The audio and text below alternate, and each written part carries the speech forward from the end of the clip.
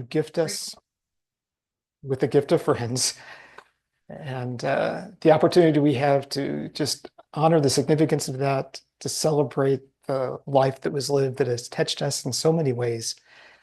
And as we do that this afternoon, just to reflect on Alberta's life and to think about the hope that we share in you, we just pray that you'd help us to just sense your presence in our midst.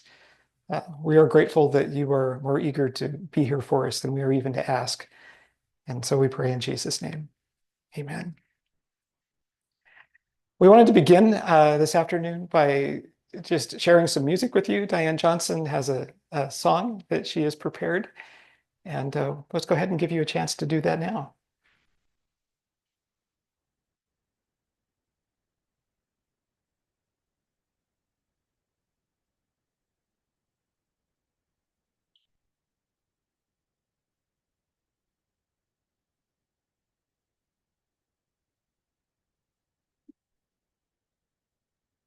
God's first time, she brought me love. I still give its touch.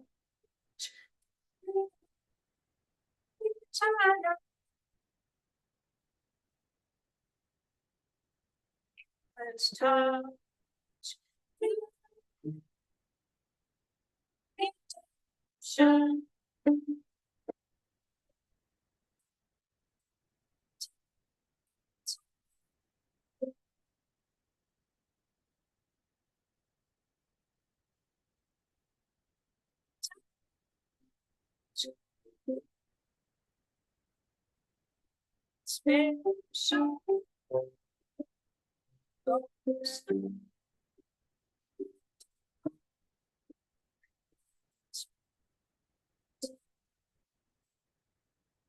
Jesus,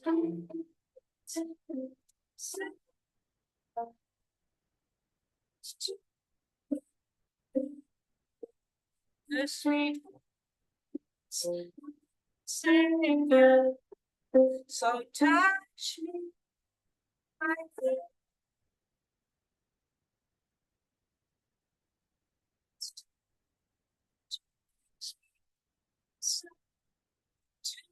Jesus,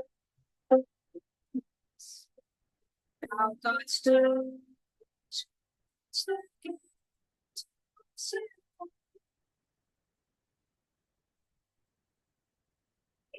it's time.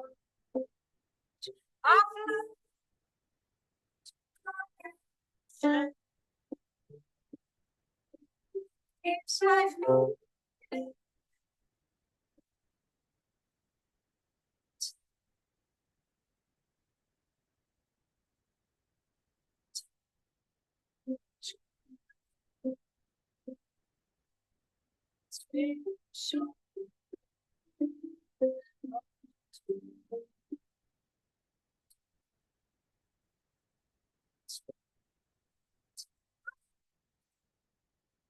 Jesus, come in.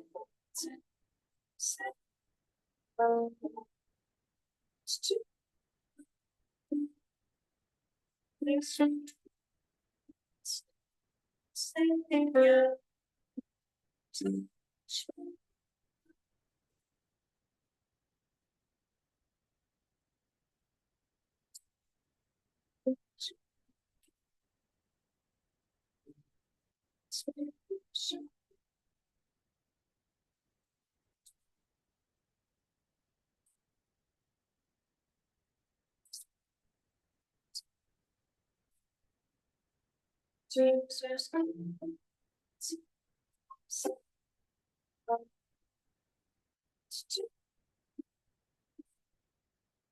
Jesus,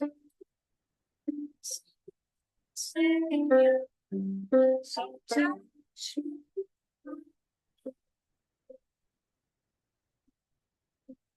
Jesus,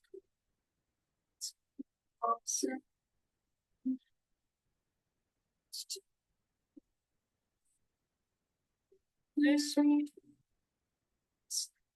Savior, so touch me. I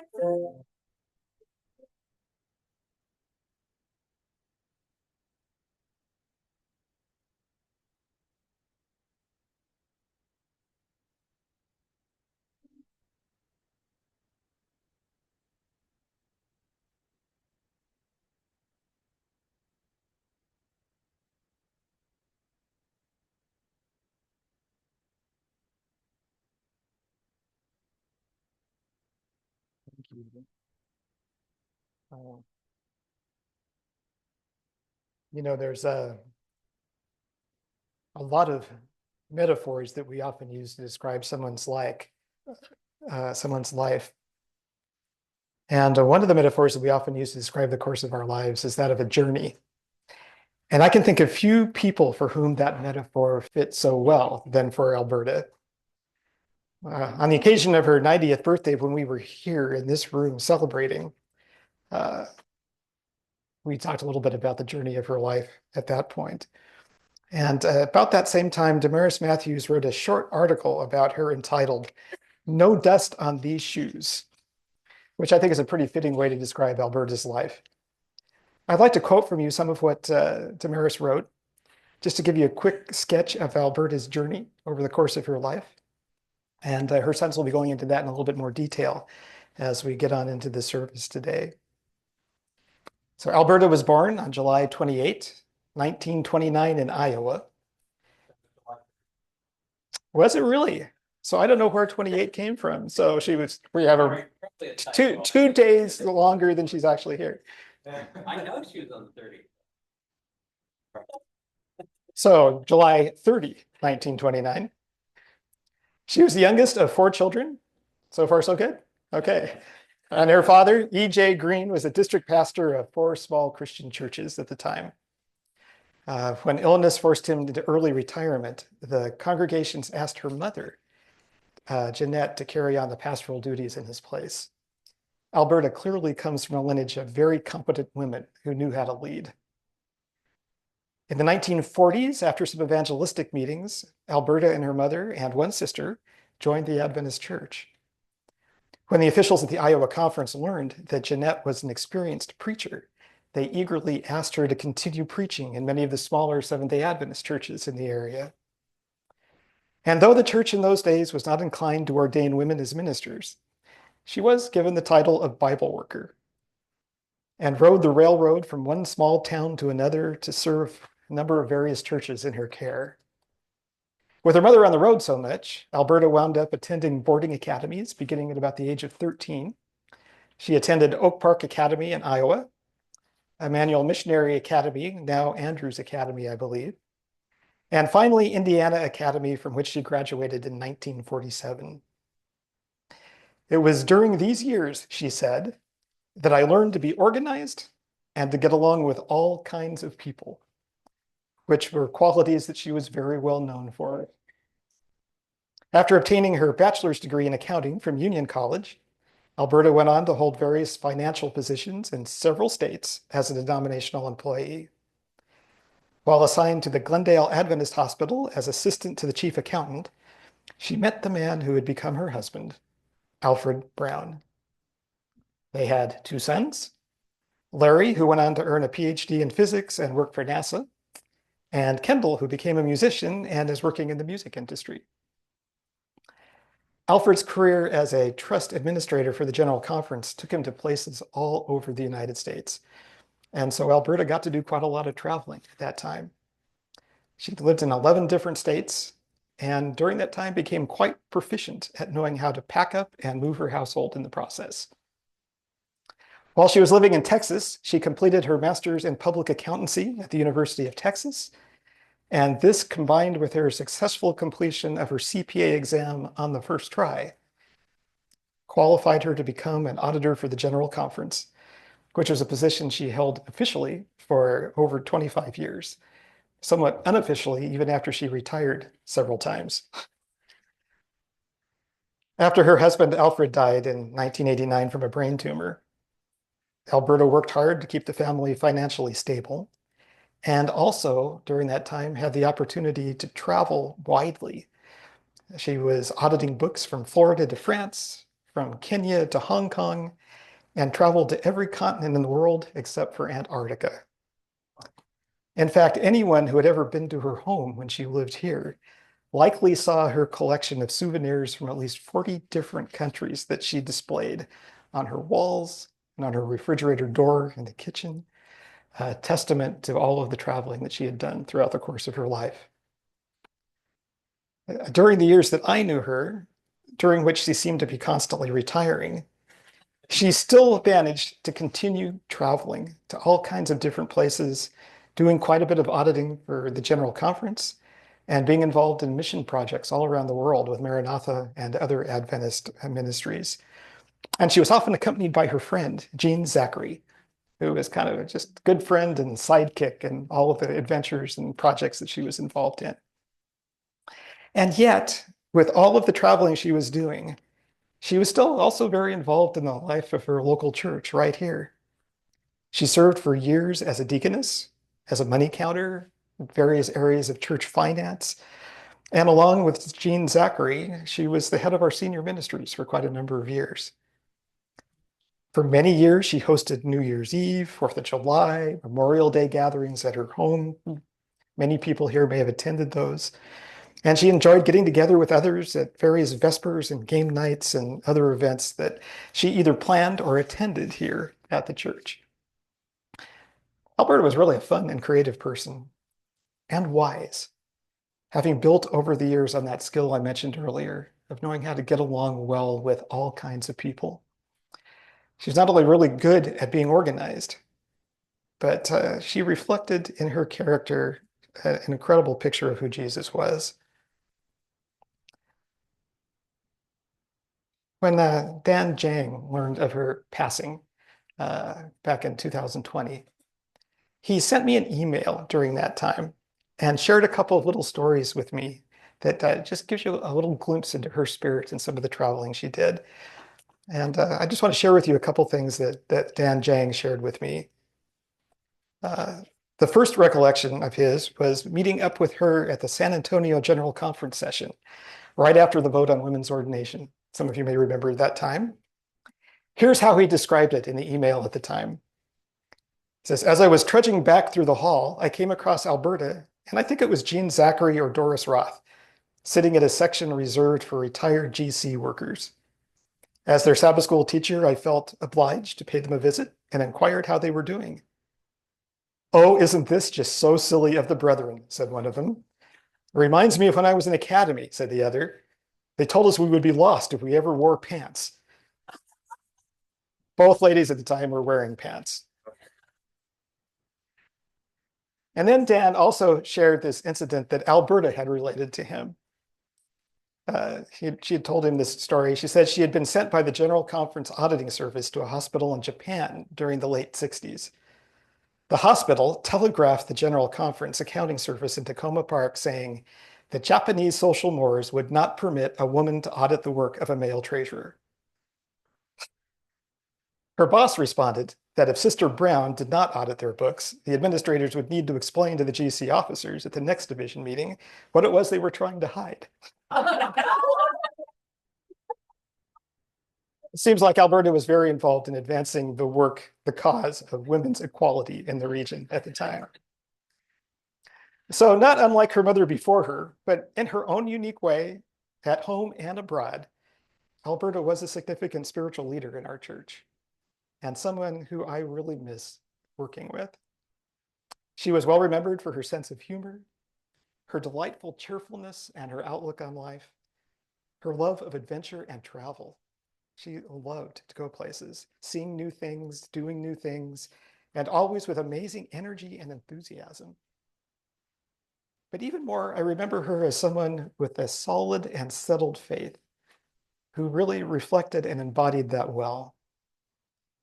In fact, Paul's description of what church and those who followed Jesus was like in Romans 12, beginning with verse 9, I think captures who Alberta was.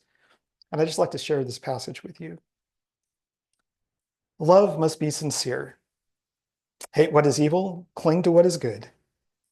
Be devoted to one another in love. Honor one another above yourselves.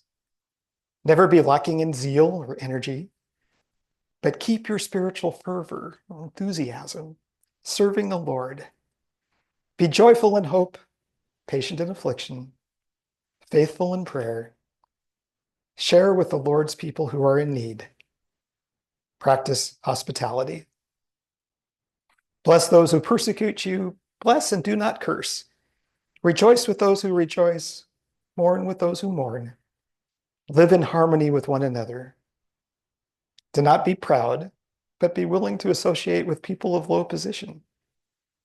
Do not be conceited. Do not repay evil for evil. Be careful to do what is right in the eyes of everyone.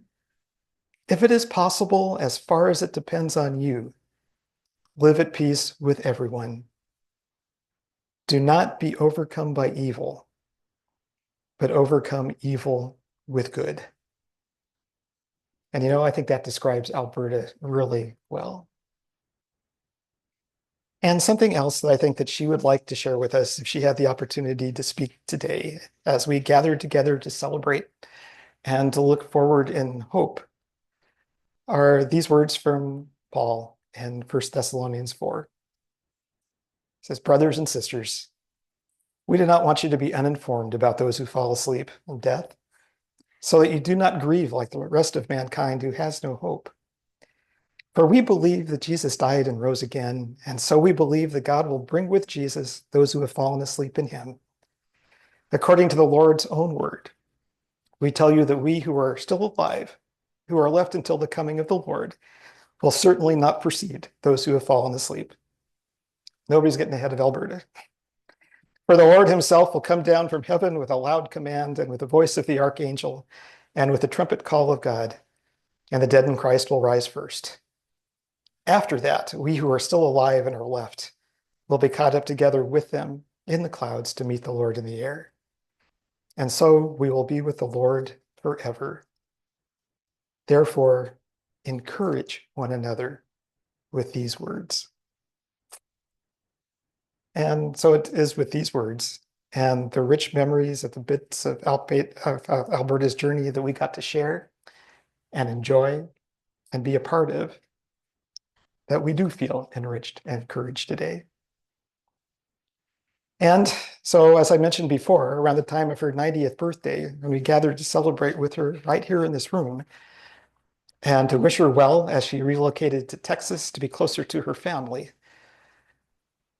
we now also remember that it was there in December of 2020 that she was hospitalized with COVID, and on December 23 fell asleep in Jesus, age of 91.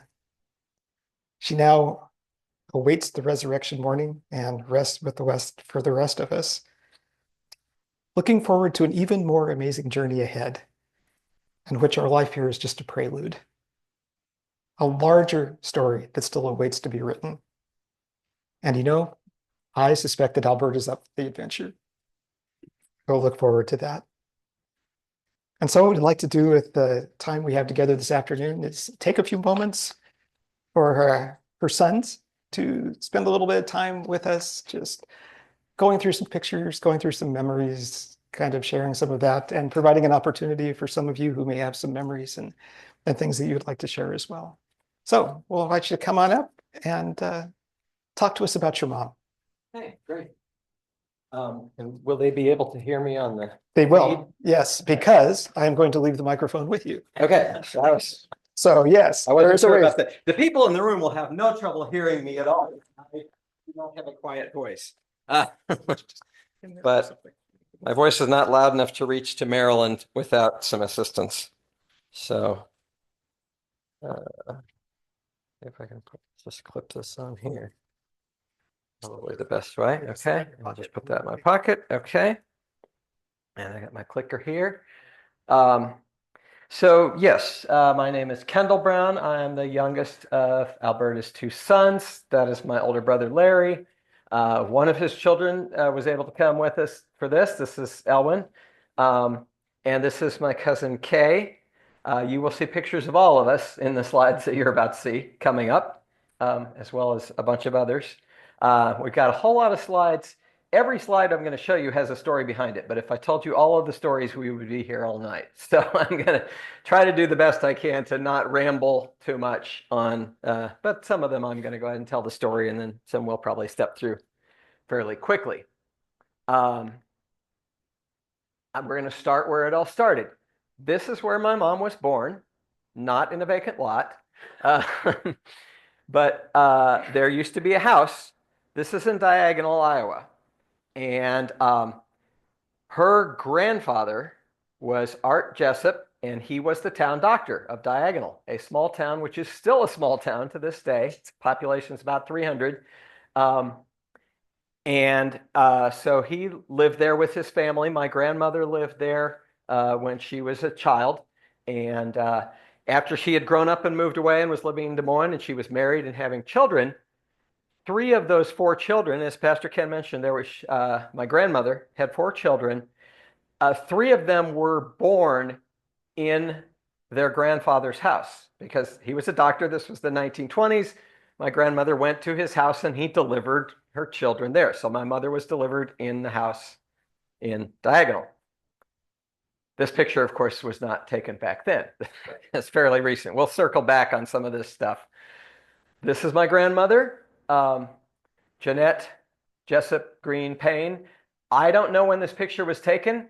The frame looks like it's just as old as the picture. That is a metal frame that is very rusted that I found in all of the stuff that was her things.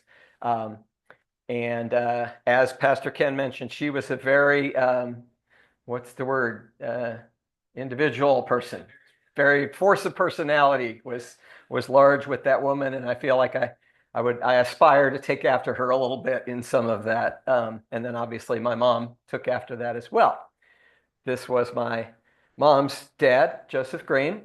So the two of them, this is baby Alberta. Yeah, I don't know if this is the first picture of her, but it's clearly one of the earliest pictures of her. The youngest of four children. So that is my Uncle Bob. And then by height, you can tell the ages by height. Shirley, Phyllis, and Alberta. And Phyllis was the mother of Kay. And her other two children are both watching on the Zoom, I believe, my cousins. Yes. Yes. I believe they are both signed in on there. This was outside their home in Des Moines. There's a picture of my mom, fairly young. I don't know exactly when that was taken, but she looks like probably a teenager there. 13 or 14? Okay. There was a picture I didn't find that she showed me one time of her on roller skates when she was about 12. And I don't know where that picture is.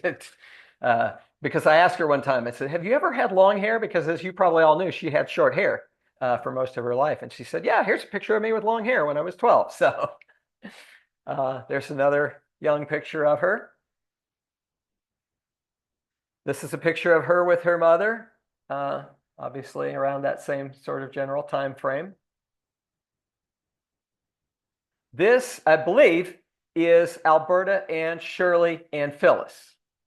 I was able to hold it and look at it close. I was like, I think that's the three sisters, when they were all still relatively young there. I'm not sure how old, but there's a lot of guesswork with a lot of this. Most of the photos that I scanned did not have anything written on the back to say what they were when they were. This is a picture. I believe this is probably with some of her friends, most likely college.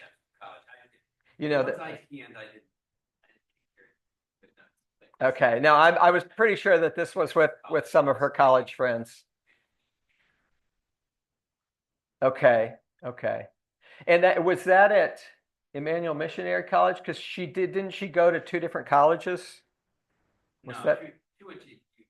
She only went to Union, because I knew she went to three academies that was discussed before. College Academy, but where we both went when it was Andrews Academy. Yes, exactly. So we went to the same school. Wasn't the same building, but I'm not sure who else that is in the picture with her, but I think it's around the same kind of college era time frame. That is probably college, probably not academy graduation. So that was 1955 from Union College in Nebraska. I'm about to sing the song now, sorry. Her first job after she graduated from college was in Miami for the Inter-American Division, I believe, Seventh Day Adventist. I don't know for sure. This picture looks like it was taken in Miami, so that's where I put it in the slideshow. I'm like, this is probably taken in Florida. What's that? New Year's Eve? It's New Year's Eve, yeah. Okay, New Year's Eve in Florida.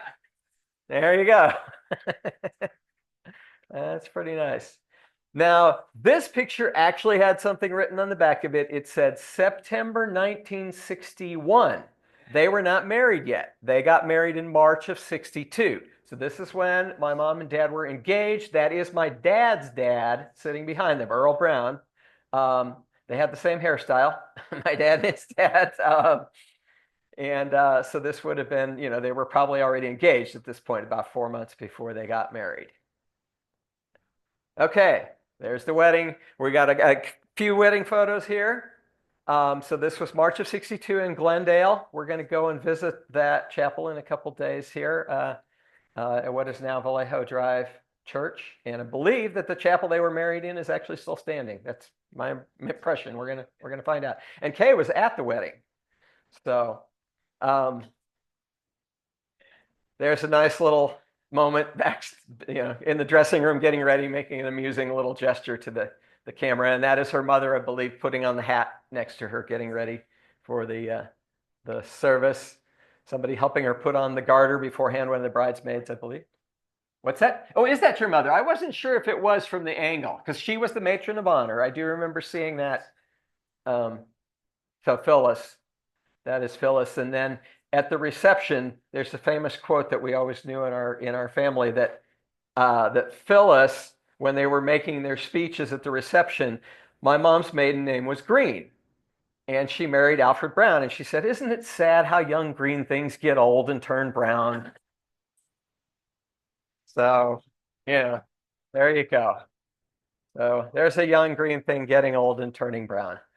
This is with the family. So on our right there is my dad's parents, Earl and Lillian. That's Lillian Burdick, who is related to Janine. So that was my dad's mom. And this picture is interesting to me to see her standing, because I never saw her standing. She was in a wheelchair in my earliest memories. And then, of course, my mom's mom, my grandfather had already passed away years earlier in 1950, I think it was. What's that? Is that Aura? No, that is Uncle Dale Jessup. So this is my mom's brother. So it was her uncle escorted her down the aisle. There's another reception picture with all the wedding party. So Phyllis is there cutting the cake. There's a nice portrait photo of the two of them. This is a newspaper clipping. I actually got this in the stuff that my Aunt Shirley had, and after she passed away the same year as my mom, that one of her daughters sent me a bunch of pictures, and it included this actual newspaper clipping from the next day. They were married on Sunday, and this is on Monday, and they said, they were married yesterday, and they're going on honeymoon in Yosemite National Park, and it was all in the newspaper. Probably Glendale. Probably, yeah, because I don't think this includes the name of the paper. It shows the date, but I think it was probably Glendale paper, and they were living in Glendale at the time. A few months later, they moved to Monterey Bay Academy in Watsonville, California, as my dad went to become the accountant at Monterey Bay Academy. And well, I don't think I have any pictures there. I'm not sure exactly when this picture is, if it was like as they were leaving the wedding. This is leaving the wedding. It looks like that kind of picture. I scanned out. I have better copies of several of those. Oh, okay. I have their wedding book. I found. Oh, really? Okay. So I thought that was probably them leaving the wedding. Oh, okay. That's good. Well, there's a project for us to kind of get some of these photos in better condition, and there's more photos than what you're seeing here. What we're seeing is actually the edited version.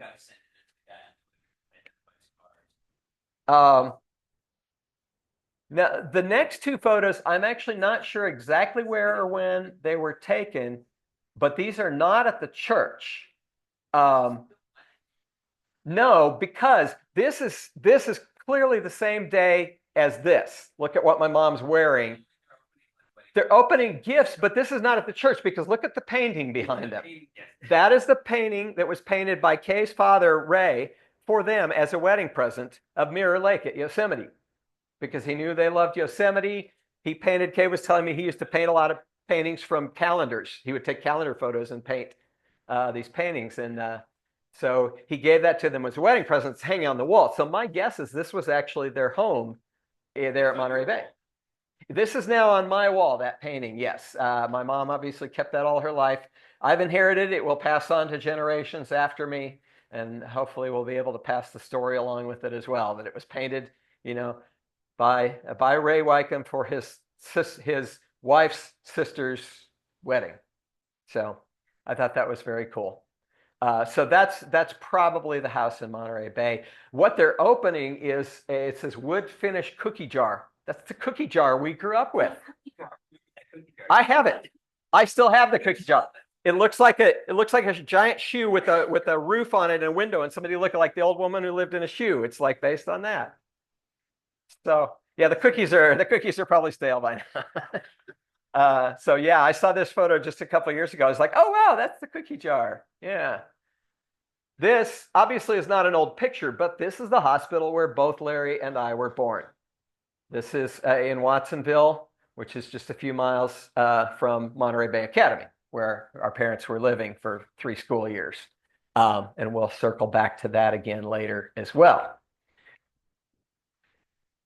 I don't know when exactly this photo was taken, but you can tell that's Larry, I believe, facing us and me looking away from the camera, and we're both clearly quite young. So, but I was looking at this picture the other day when I was scanning it. That tablecloth, we had that tablecloth for many, many years. I definitely remember that tablecloth, picnic tablecloth. It was like made out of vinyl. It was easy to sponge off, So this picture on the back said 1970 ? And that's plausible from the ages that we are there. I don't know exactly where it was taken. We lived in 2 houses in 1970. That's when we moved from San Jose to Loma Linda. It's not the house in Loma Linda, definitely. Might be the house in San Jose, but I don't think so. I don't think we had a chain link fence like that. So this may have been somebody else's house we were in front of. I was also noticing my dad's fashion with the socks there and the shorts,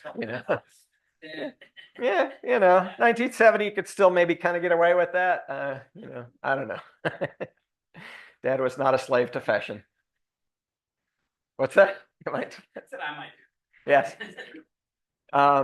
This picture on the back said 1971, which seems about right to me. Family portrait. Yeah, I definitely remember this one. We had a number of our family photos that hung on the wall. And if you ever went to visit Alberta here, you would have seen there's a few pictures that you will recognize from her hallway. It's all downhill from here. I don't know. We look like the Beatles. Very nice. We look like the Beatles.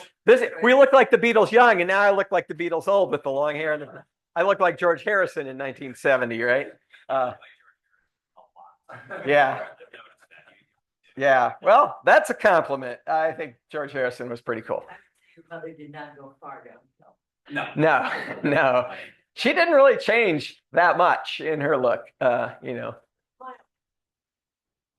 That's true. And my dad too. My dad always, I don't think I've ever seen a picture of my dad that didn't look good. Like he had this like facial expression that he would do for photos that just looked good, He was telling me about it one time. He's like, open your mouth slightly, like you're about to say hello to somebody and smiling at them. There's somebody you see that you like, and just look like you're about to say hello to them. And it looks really natural. And it's like, I try to follow that one by pictures being taken. I don't always manage it. Oh, Dad liked me better. I don't know. Yes. This picture was definitely at our house in Loma Linda. That wallpaper, I will never forget. You remember that wallpaper? That was in the entryway. And you can see the edge of the piano, which is now in Larry's house. No, it's gone. Oh, it's gone. Yeah. It was there last time I was there. Okay.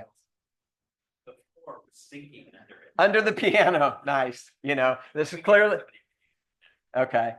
Yeah, clearly Christmas time. So that is my grandma with her second husband, Ora Payne. And so we knew him quite well. They lived there in Loma Linda as well. I'm not sure if it's you or me, actually. I was having a little trouble figuring that out. Well, I was thinking that was your shirt, but yeah. Yeah, well, this was early 70s.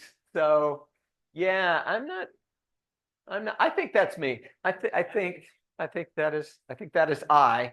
We were talking about grammar yesterday. Uh, this we believe is Larry's 8th grade graduation. I think. So, 'cause I remember that powder blue. So Okay. it has flat trousers. Oh, yeah, okay. Yeah. So that would have been, and that would have been at Portland Elementary School. What's that?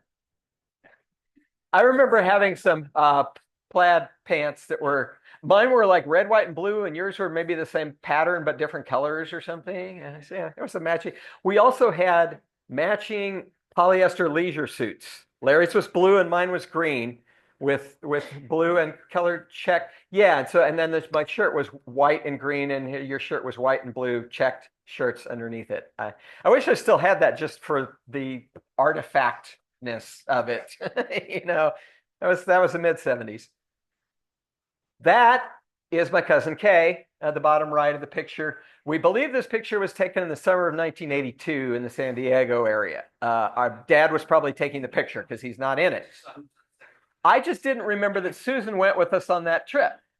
So you'll see on the front row there is Kay and me and Grandma, and then Alberta and Larry. The gal he is clutching very tightly was his then girlfriend, who is now his wife. They're about to celebrate their 40th anniversary coming up here. And then on the back row, that is Dale and Florence. So that was the Dale, my mom's Uncle Dale, and his wife.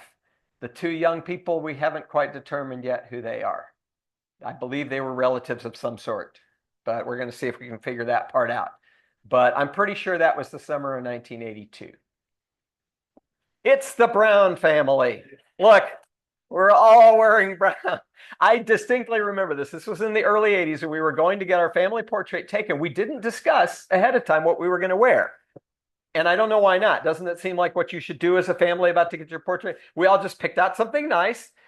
We got there and we're like, oh, we're all wearing brown, you know, but that's not bad. You know, if I hadn't told you, you'd think we did it on purpose. But this was also 1982 because that summer I worked on a grounds crew, and you can see my face is very brown too. I spent a lot of time in the sun that summer, and I was the most tanned and the most muscled I've ever been in my life.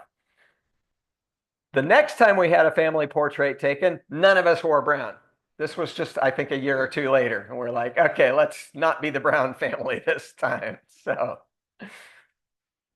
that is my mom at her office at the Southwestern Union Conference of Seventh Day Adventists in Burleson, Texas. So when we lived in Keene, both my mom and dad worked for the Union office, which was actually in Keene temporarily when we first moved there because they were still building their new office in Burleson. So this was at her office there. I think this is definitely the same time frame, early 80s. I think this was also at the Union office. It looks like it. I think this was around that same time period roughly as well, early 80s. I think this was before Dad's surgery because I don't see any bumps on it. Is that you could see because he was bald, they had to go in to do brain surgery, and you could actually see the indentations in his skull where they drilled holes in his skull to get to his brain, you know, so just kind of an interesting little factoid. This was graduation in 1985 from college there in Keene. So we all were still living there in Keene at the time. Larry got his bachelor's degree, so he's wearing a black robe. I got an associate degree because I just finished 2 years.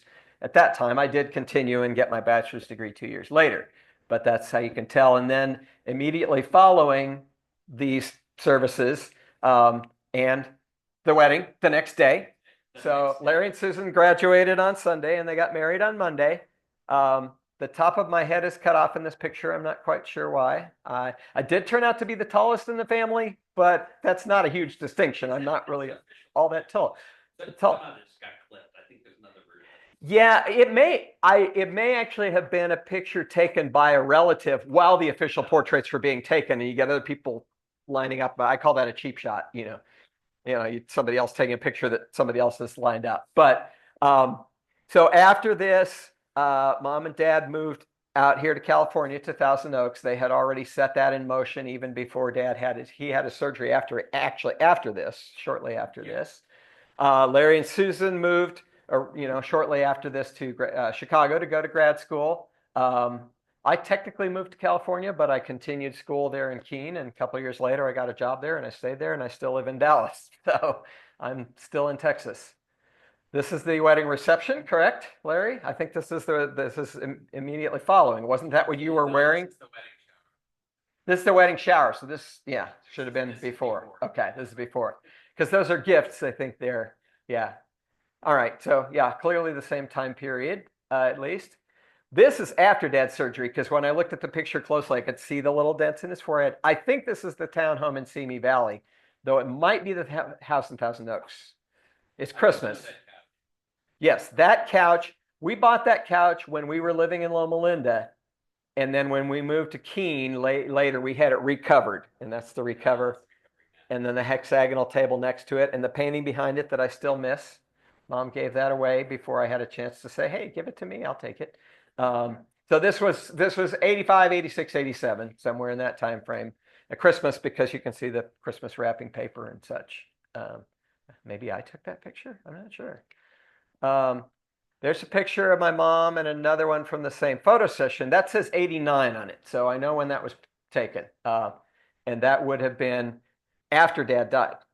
He died in January of 89. So she probably had this portrait taken later that year. And that's when she was living. And that was around the time she started auditing for the general conference. I don't remember if it was before Dad died or after, but it was around that time. There's a picture of Grandma with her grandkids. That is Elwyn, the little one up there. This is around 95, I think, Christmas time, 94 or 95.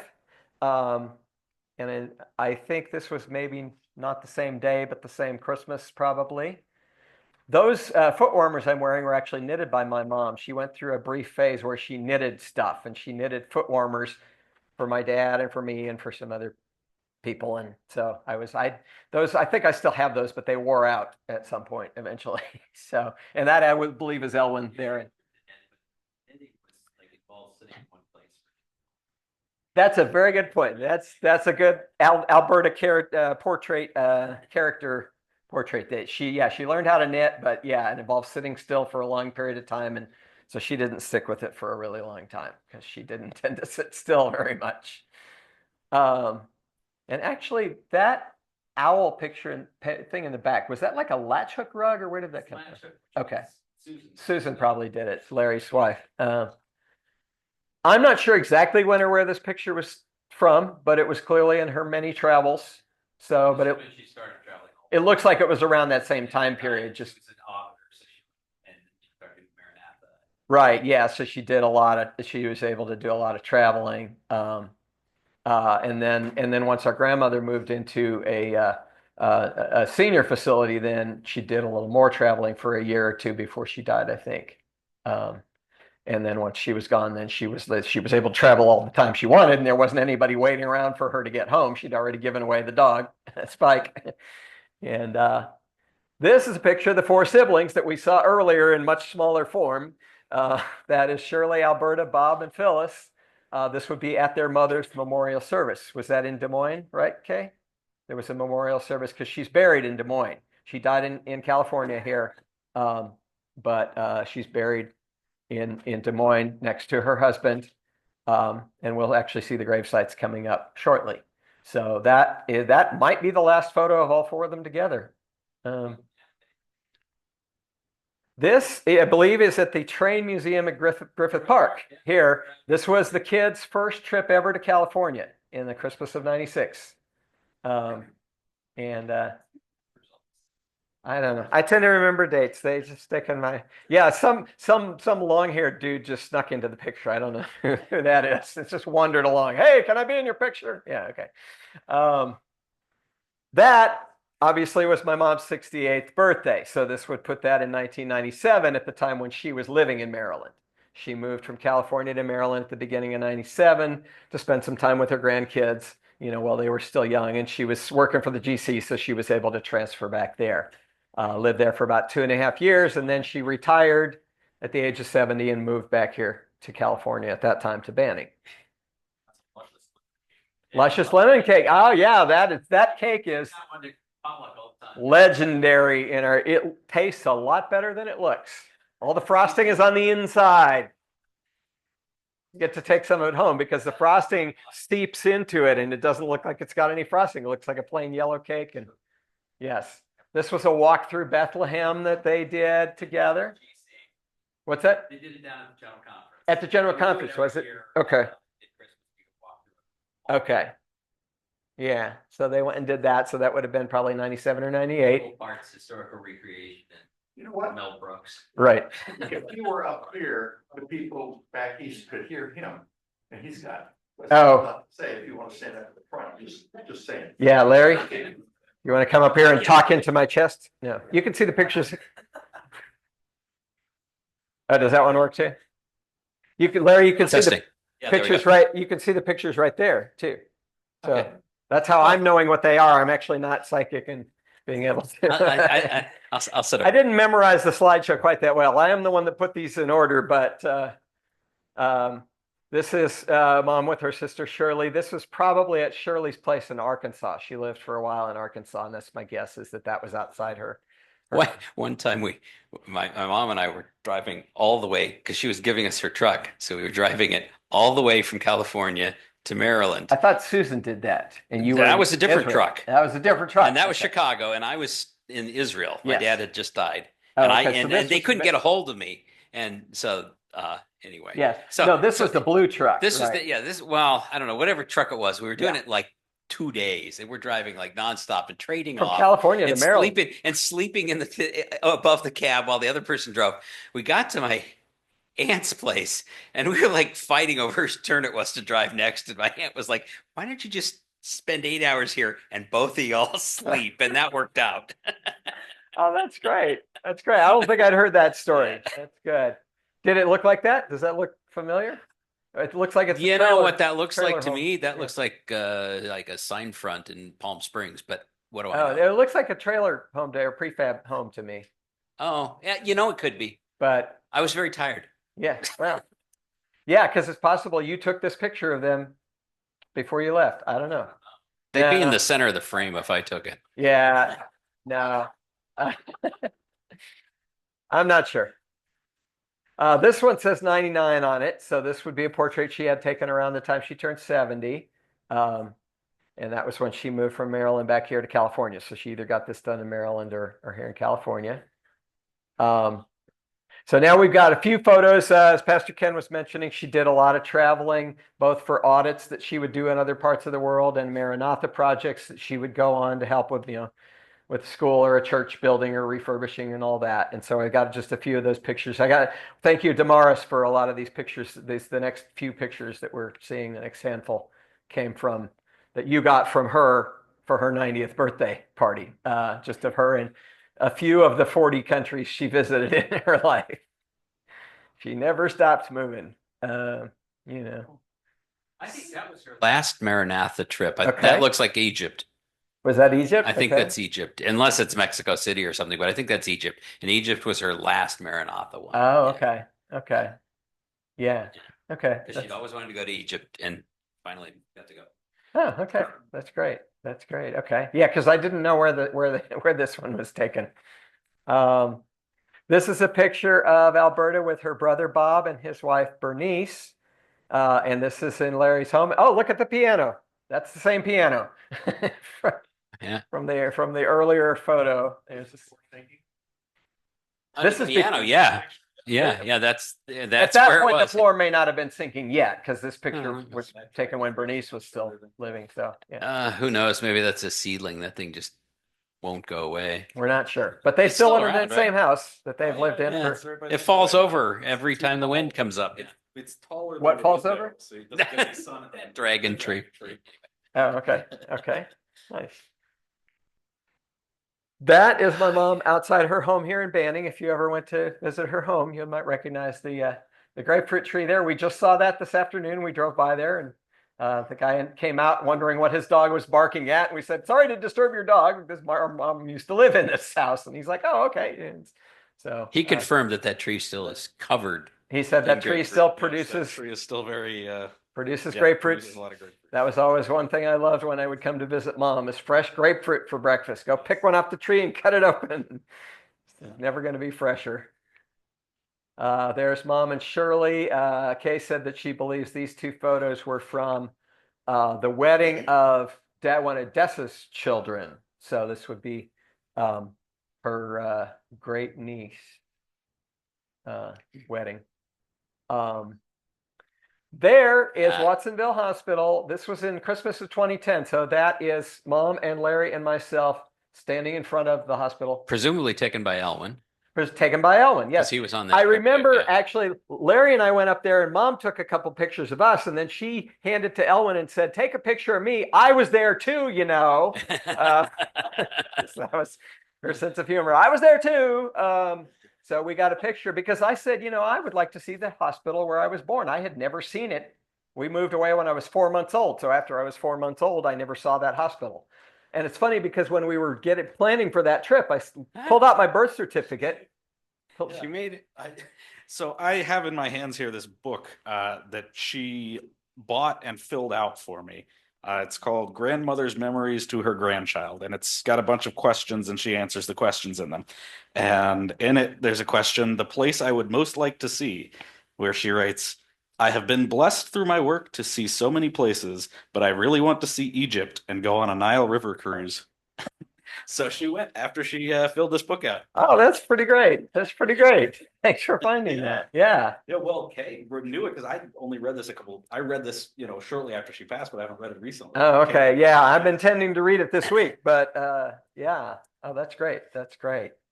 Yeah. So yeah, I actually got out my birth certificate to look up where the hospital was. It didn't have an address. It had an intersection. This was 1965, right? When I was born, and it said the corner of this street and this street. And so when we were passing, this is when we were touring the California missions. And so the four of us were touring the northern half. And so Larry put it in his navigator. He pulls up to the side of a building. He said, is this it? And Mom said, I don't know, pull around front. And so we pulled around front. She's like, yeah, that's it. So that was where we came into the world. Watsonville, yeah, Watsonville. Yeah. I think it just says Watsonville Hospital. Yeah. It's actually now, I believe, a nursing home or something. I think it had a sign on the front door that said what it was. I think it was a nursing home, but clearly the Watsonville Hospital was from the original time frame. I got a lot more pictures from that trip, but obviously didn't include them in this because this is later that same trip. This was a few days later when we went to Disneyland. Larry took this picture of Mom and Elwin and I before we went into Disneyland that morning. And that was the last time I went to Disneyland, and it was 14 years ago, and I'm looking forward to going here in a few days. So, grew up. What's that? I've been saving up, man. I've never gone that long in my life without going to a Disney park. Because we lived in California here, we went to Disneyland a lot. We moved to Oregon. We would come back to visit Grandma because my mom's mom stayed here in California when we moved to Oregon. So we would come down to visit her once a year and the other friends in the area. Of course, go to Disneyland. So this seems like a random picture of my mom, but it fits in with the travels. That trip that we were just showing, Mom and Larry and I went on a number of trips together in the past couple of decades of her life that we went on road trips. One of them, I think, was Larry's idea. Let's do Route 66. So in 2014, we actually started in Duluth, Minnesota, where Larry ran the Grandma's Marathon on the first day of summer, and the high was like 52 degrees. And that was the high. It was really hot. I had cramping problems towards the end of the race. Yeah, but for us, it was very hot. Standing, waiting for you to cross. It should be really cold. That was the year that the lake froze over, but it was hot that day. Because you were running. Well, because you were running. Mom and I were standing for an hour waiting for you on the marathon. finish line, and it was like 40 degrees or something out, and I was freezing. So, but I had to pack for everything because later in the trip we were in Oatman, Arizona. It was 112 degrees. Yes. So, so yeah, I got a new card for my phone to put in, and I just took a picture of Mom just to test out the card. And I was like, okay, we'll throw that one in. This is from the Route 66 trip, Continental Divide. Oh yeah, there's one. There's the Grand Canyon. There's one in here. Yes, has to be in here, right? Yes, keep going. Okay. And of course, Grand Canyon's not right on Route 66, but it's very close by. So we took a detour for a day and did that. There we go. That's the one. You want to tell this story? No, you can tell it. Okay. This is the Jackrabbit, which is Arizona, right? Or New Mexico? I don't Arizona. know. It's It's a and long like route. there's signs all the way along of like, oh, this many miles to the Jackrabbit, you know, and then when you get there, it says it's here, and here's the Jackrabbit. And she was determined. She's like, you got to get a picture of me sitting on the Jackrabbit, you know, because that I was the have thing. to have it for my Christmas card. So Oh, was that it? Okay, yeah, I think so. Yeah, yeah. Because that was the deal. Is you would I get have your to picture sit on the taken, rabbit, and it was not easy to get and it was an not easy. 85-year-old woman or whatever she would have been. Yeah, she would have been about 85 at the time. onto that jackrabbit. And I think she kind of sprained something and it hurt kind of for 3 her foot days, just a but it little was bit worth it apparently. from climbing onto the Jackrabbit. But you know, she was very determined to do what she was determined to do. So there she is sitting on the Jackrabbit. There's Oatman, Arizona, petting the burros where they come into town. And that may be the last of the Route 66. There's my mom answering a very important call in the Oval Office. This is one of the times she came to visit me. The George W. Bush Presidential Library is in Dallas, and I live in Dallas. And she came to visit me, and we said, let's go see the library. I'm not sure how many presidential libraries she went to, but she went to a few of them. I went to the Nixon one with her. I went to the Reagan one with her. Yeah, I went to Reagan with her. I think she went to a few, at I least went to Hoover a on my handful own. of them. Okay. I still haven't been to the That one's in Clinton Iowa. one, which is not far away from me. That's in Hmm. Arkansas, you know. And but yeah, so in the George W. Presidential Library, they have a scale model of the Oval Office that's two sized, you know, exactly. So they can rent it to movie companies. So they can rent it to movie companies. That's a very good possibility. Yes. Did the West Wing use that? No, they probably built their own set. Actually, They I probably built honestly their own think set. mostly they use a set they built for Dave. But Oh, right. Okay. But they might have taken the measurements from this one. I know that happened with 1776. They took their measurements of Independence Hall at the replica at Knott's Berry not Farm. very far. They said, because they were shooting the movie in, you know, Hollywood, and they said, oh, they were very helpful to us, letting us come and take all the measurements and get everything exactly, all of our sets built exactly the right size of the room where the Declaration was signed. So, Oval Office. This was one of our trips to New England. I had never been to New England. I said, I want to go to those 6 states. So we did that. While we were there, we met up with my friend Scott DeHart, whom I had gone to academy with and then college as well. And He lived in our house for a while you were still away. No, he lived, yes. Yeah, you were still in boarding school when I was Ozark. there. Oh, when you were there. During Anyway, the summer. he lived spent for a summer there when I was yeah, there. he rented a room from us at one But point. he rented a room from us. So he was kind of like another son. There was always people around. There were always our house people because my hanging mother around, was so either renting a room friendly. or visiting. We used to call it Ma Brown's boarding house and Honest Al's used car lot.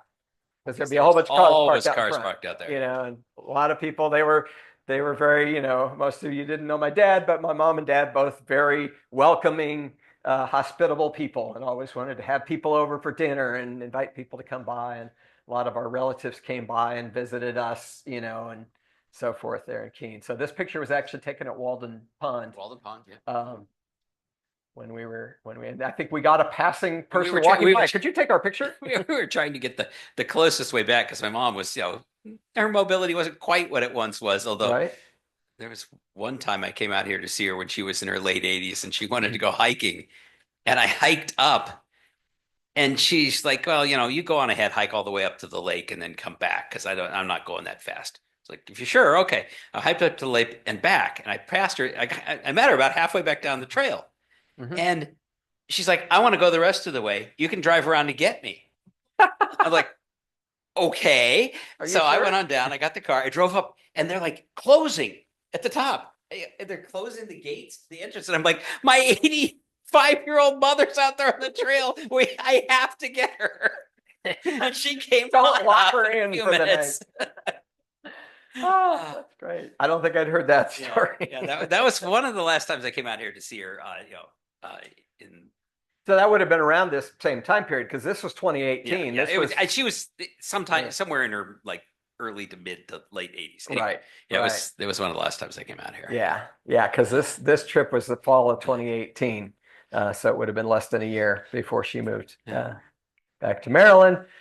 This was also in New England. We found this sign says Jessup Path, and we were talking earlier about, you know, her great grandparents were Art and Dottie Jessup, Jessup, yeah. spelled with two S's. That's spelled with one S. I don't know if you can really read that from there, but it says Jessup Path. So I figured it was our And path, so it's yeah. like, oh, Jessup, yeah, let's do that. There was also when I went to England and Scotland with my mom back in 1993, and in York we found a drugstore that was like Jessup drugstore, and we're like, those have to be distant relatives because the Jessups were from that area. Yeah. I believe that was Yeah. correct on that. So, so there's the Jessup Path.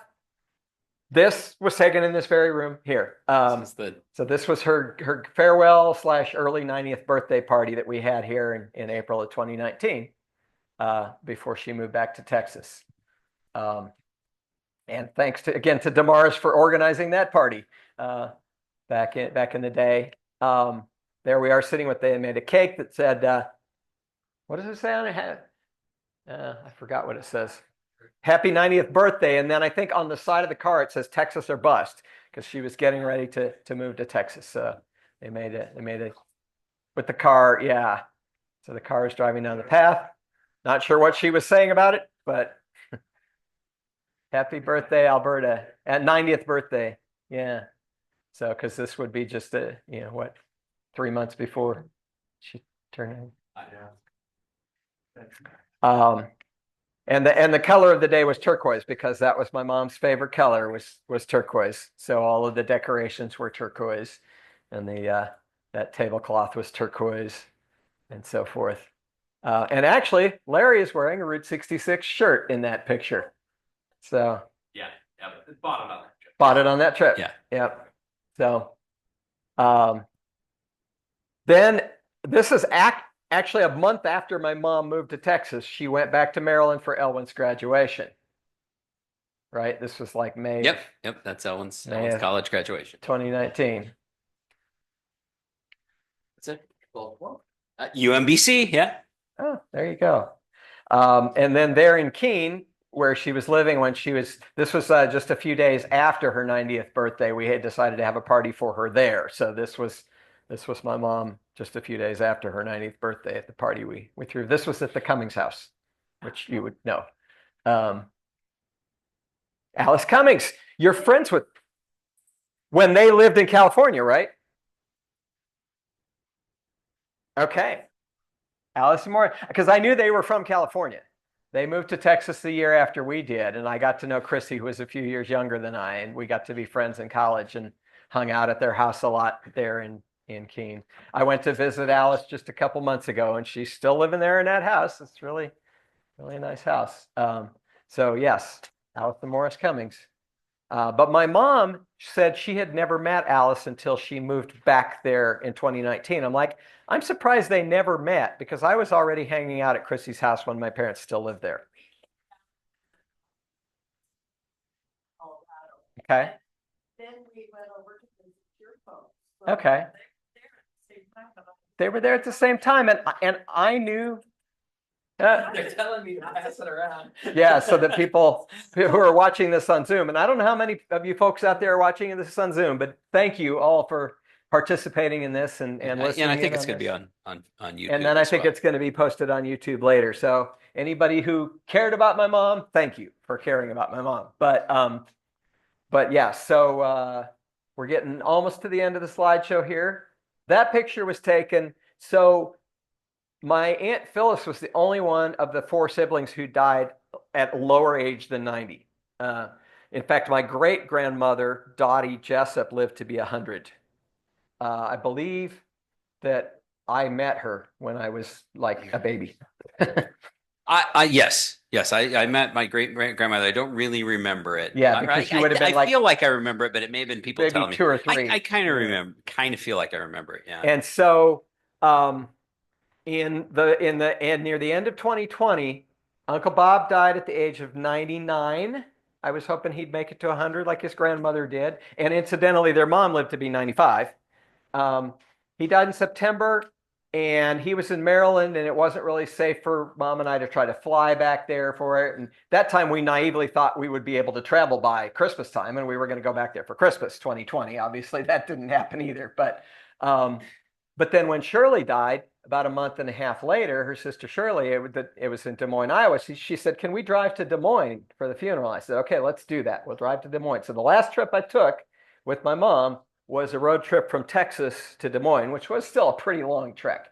But so we actually stayed in Shirley's apartment. So she was the age of 97 when she died, and both of them just died of old age, very ripe old age. And Kay came down for that.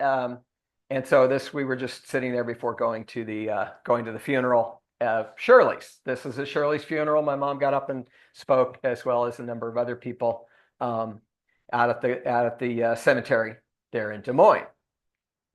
This is a picture of my mom with Sharon, who is one of Shirley's children. And Sharon was actually the one who chauffeured us around town.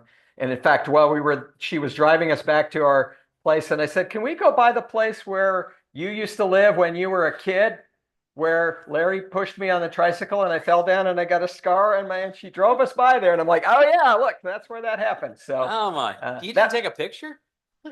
No, but I have one from Google Maps though. Oh, okay. Because I went back later. I remembered where it was, and so I could that picture's not in here, but that was a little bit of a tangent. But in the same cemetery, after Shirley's funeral, we said, "Let's go visit Grandma and Grandpa's grave." So that is Jeanette Green Payne. It was actually Ruth Jeanette Jessup Green Payne, but they couldn't fit all that on the headstone, I guess. So they put R. Jeanette Green Payne. And you'll notice Jeanette is spelled Jannette. And apparently my grandma was always upset that her parents had misspelled Jeanette. That's not the right way to spell Jeanette. She didn't. So when one of her daughters, Alberta, her middle name was Jeanette, spelled the right way. Jannett. I remember that being a big deal for grandma. It's in the book. In that book, the grandma Yeah, was that like, I read, "I'm going to yeah. get that Jeanette spelled correctly." So there's the Jeanette spelled incorrectly. And Eugene Joseph Green. So of course died in 1950, so I never met him. But they're buried there in Des Moines. This is Diagonal, Iowa.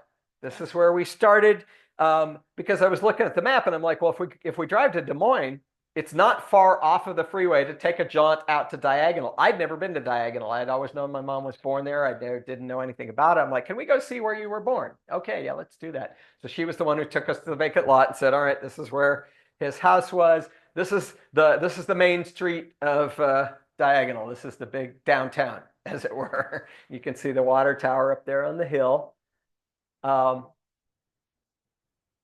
Oops. Is that it? No. No. There's only a few more pictures. We're almost done, but yeah, there we are. Oh, and there was one more before it. I don't know if we got that one or if that didn't want to load. Maybe that one didn't want to load. Okay. It's a different view of the same building. Okay. That is now the printing museum in Diagonal, and we were there on a Saturday, so it was closed. But that was Jessup's drugstore.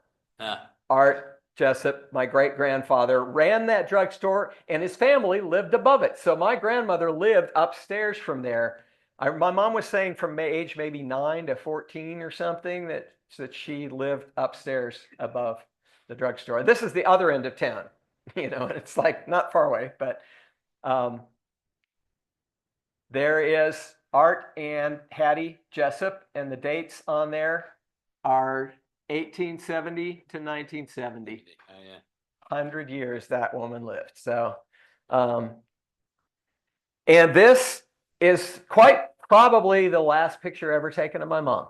I took a picture of her in the town she was born. I'm like, "I want to get a picture of you in Diagonal." So said, "Okay, there we are." So we've come to the end of the slideshow. I believe that was the last one I put in there to kind of bring things full circle.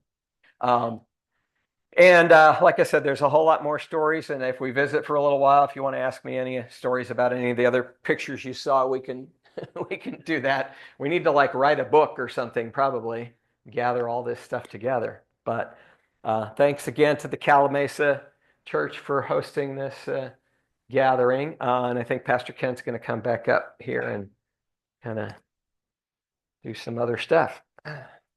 Thank you all for coming so much, because that was the one thing that meant the most to my mother, was her friends. Yep. Great job. Wow. Good stuff to share. We just want to take a couple minutes in case there were people here who had stories or anecdotes or things that they just like to mention to the family, to have a few moments to do that. We have some microphones wandering around here someplace. If there's anybody who has anything they'd like to just share.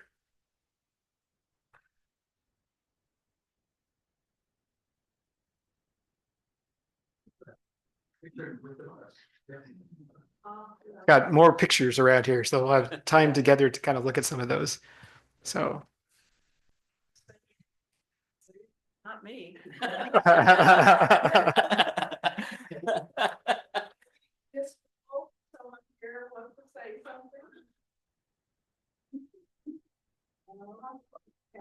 something. Kathy does. All right, there we go. Well, to me, Alberta, I'll probably get emotional here. Alberta signified what Calimesa was all about, that intergenerational experience. From the time that Arwen and I came in 1976, 1977, and joined this church as really young people. It was a retirement church at that time. But all through the years, the people in this church were so loving and kind and with it. We had so much fun with so many of them. And I remember talking with Alberta and her telling me about what she was doing as far as the auditing work and how impressed I was that this little firecracker of a woman was doing all this gangbanger stuff in an institution that hasn't been super woman forward. And I was just so impressed with her kindness and her spunk. And I just loved talking with her and her openness. I said, boy, when I get to be older, I want to be like that, just inspiring and loving everyone. And to me, that's what Calimesa is all about, is that intergenerational blending and respect. And I just really liked what she represented. It was a marvelous woman. Oh. Tamaris has some things to say. Tamaris has contributed a lot to a lot of things here. He's written articles and has been behind the scenes, for birthday parties and this event and working with Alberta for a lot of years. But anyway, go ahead. Um, well, I got to know Alberta, I guess, more when we did money counting together. And I was just always amazed that she could add faster in her head than I could on a calculator. You know, numbers were never my thing. Somehow I'm doing money counting. But anyway, um, I don't know. My thoughts about this service is when I was young, um, I I was raised in an Adventist home, but I also lived across the road, not the street, from my grandparents and often went to my grandmother's Baptist church. And every service, they ended with, "Blessed be the tie." And a lot of us know the first verse of that song, but I think it's very apropos here that um, the third verse, and now I'm going to forget all the words, but I know it because sang it every week at my grandmother's church. But let's see. But it's like, when we asunder part, it gives us inward pain, but we shall still be joined in heart and hope to meet again. And I think that's the hope we all have, this time on the earth is a little while, but one day we all hope to meet again.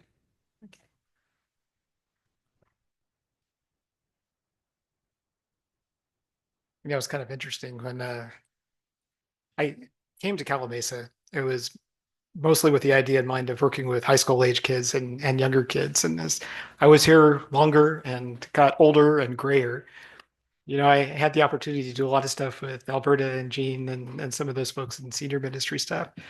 And I've got to say that some of the highlights of what I experienced here was at her home, before the events that she was planning. She was just a hilarious person to do stuff with. She had a great sense of humor, and we just loved to talk. And, she said more than once, how meaningful it had been to her to be able to travel and see the world and meet all kinds of people in different places.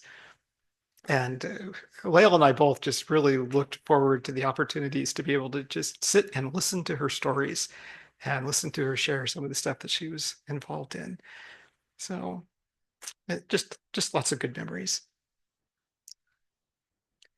I don't know if are there other things that you might have to share? We'll have an opportunity here just to enjoy some refreshments and to kind of talk informally and share some pictures. It sounds like people may have some stuff on their phones here, a little bit going on in the background. But it's good to be together this afternoon, and thank you for giving us the opportunity to do that. So let me just go ahead and pray for us just to kind of formally close, and then there'll be lots of time just to kind of hang around and listen. Now, I understand that there's kind of a graveside thing tomorrow too, or at least you're going by the grave. The grave, if anybody, Right. Okay, so there's nothing formal there, just There won't be opportunity. official service or anything official, but we will be going to visit the grave, and if you want to join us at noon tomorrow, we will be out there. Okay, so we'll just leave that, Yeah. kind of see how that all goes. long distance funeral and burial arrangements are complex. It's a little tricky. I still wonder whether that gravestone is Not totally actually- confident We'll if they find got out the gravestone tomorrow. in place yet, 4 years later. So if you'd like to be a part of that adventure tomorrow, Yeah. another opportunity. All right, they can just kind of check with you and get details and things Right. afterwards. All right, well, let's go ahead I and, believe it's on the flyer as well. oh, all right, good. All right, well, let's go ahead and pray together. Father in heaven, what an amazing thing it is to be able to remember and share the gift that you gave us in Alberta, the way that she's enriched our lives, the lives that she touched that we know nothing about, but we know from the impact that she's had on us, just how profound that must be for so many others as well. And so we're grateful for the chance just to kind of acknowledge that today, to celebrate that, and to know that we have something amazing to look forward to in the future when things are restored to the way that they were intended to be. So it's an anticipation of that and in gratefulness for what we have to share today that we pray. In Jesus' name, amen. All right, thank you.